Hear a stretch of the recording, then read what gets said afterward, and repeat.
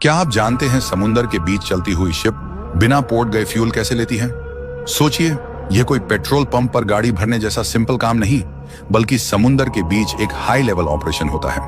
इस प्रोसेस को ship to ship refuelling कहते हैं, जहां एक फ्यूल टैंकर शिप दूसरी शिप के बिल्कुल पास आकर उसके पैरेलल चलती है।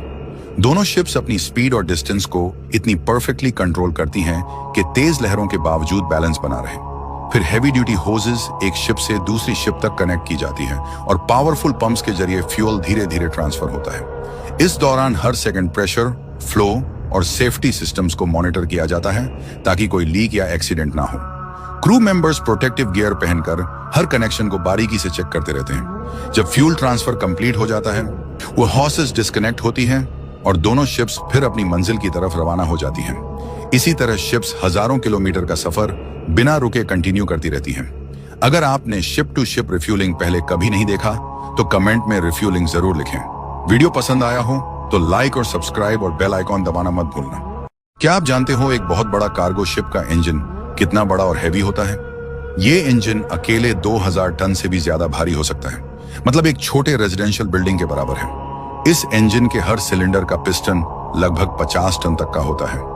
सबसे पहले इंजीनियर्स एक डिजाइन बनाते हैं जिसमें हर सिलेंडर, पिस्टन और क्रैंकशाफ्ट का साइज और जगह बिल्कुल सही डिसाइड होती है।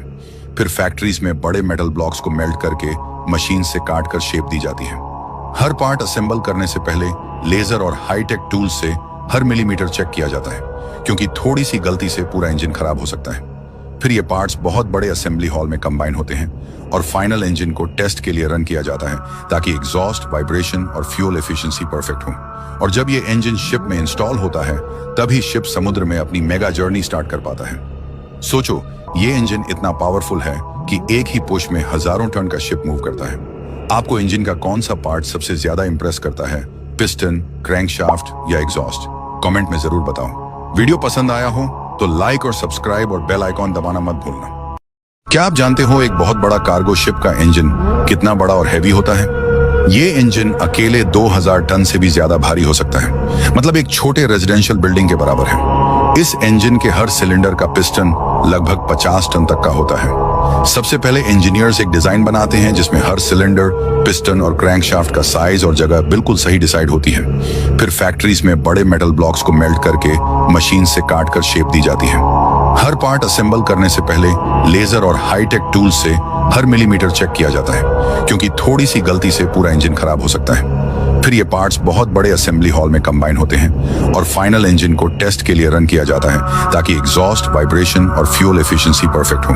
और जब ये इंजन शिप में इंस्टॉल होता है, तभी शिप समुद्र में अपनी मेगा जर्नी स्टार्ट कर पाता है। सोचो, ये इंजन इतना पावरफुल है कि एक ही पुश में हजारों टन का शिप मूव करता है। आपको इंजन का कौन सा पार्ट सबसे ज्यादा इंप्रेस करता है? पिस्टन, क्रैंकशाफ्ट या एग्जॉस्ट? कमेंट में जरूर बताओ। वीडियो पसंद आया हो तो लाइक और सब्सक्राइब और बेल आइकॉन दबाना मत भूलना।